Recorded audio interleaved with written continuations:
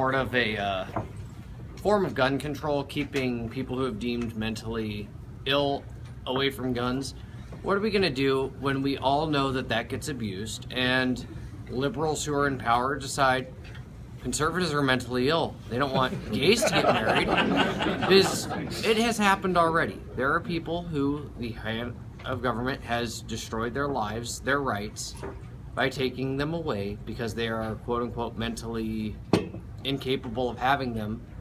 And even against medical evidence, they're kept from getting their rights back. Sure. No, it's a great question. You see some controversies now with what's happening with veterans. So the question was about gun control. Just to be clear, I'm not for taking any rights away from law-abiding citizens.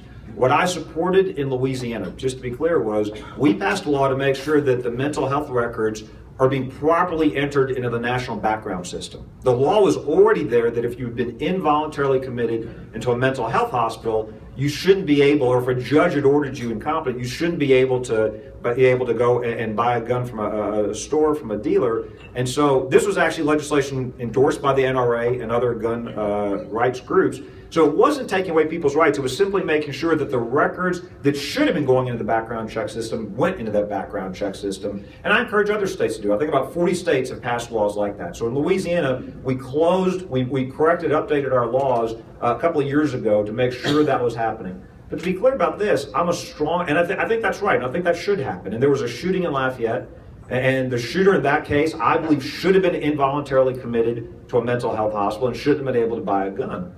But I'm a very strong supporter of the Second Amendment. We actually put in our state constitution a requirement that any gun control laws would have to be interpreted under the strict scrutiny standard, the highest standard. I actually got an award from the NRA, my first term as governor, their highest legislative accomplishment award, because when I was in Congress, something happened in New Orleans and Louisiana after Hurricane Katrina.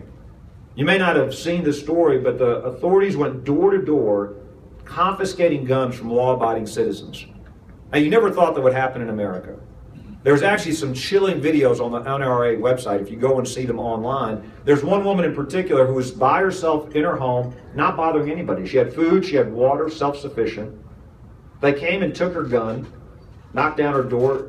Not long after, she was then robbed and had no ways to defend herself. So I passed a law in Congress to make sure that would never happen again. And I'll tell you a couple of quick stories. I'll come back to the Second Amendment. Wayne LaPierre was actually coming to Louisiana on August 16th. He was coming back then in 2006 to come and praise me in my district, in my state, for passing this law. Now, when you're a freshman member of Congress, to have the head of the NRA come to your district is a big deal. And the reason I remember that date very well is my wife was pregnant with our third child. And so we've been married 18 years. This may be the dumbest thing I've ever said to my wife in 18 years of marriage.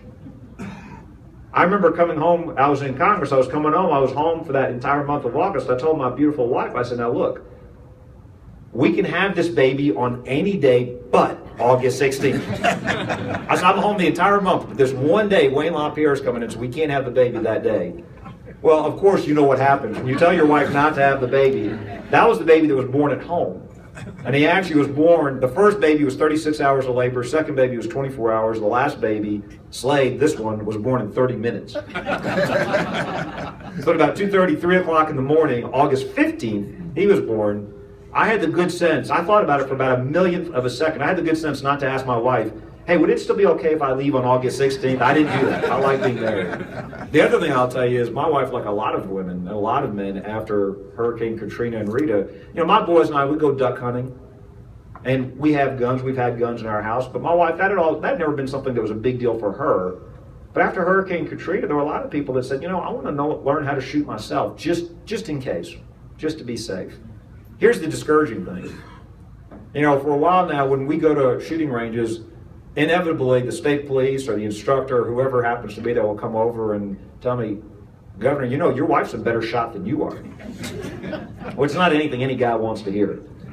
But the reality is, you know, and the police tell you this when they're doing their new cadet classes, guys like me who think we know what we're doing, you know, who've hunted before, who think we know how to shoot a gun, we don't take instruction well at all. But she hadn't shot before, so when they told her what to do, she took instruction very well. Her targets were all on center and did a great job. Look, I've got the top grades from the NRA every year I've been in elected office. A+ grades. I'm a lifelong member of the NRA. I'm a strong believer in Second Amendment rights. So I'm not in favor of taking away. I know the left tries to politicize these tragedies.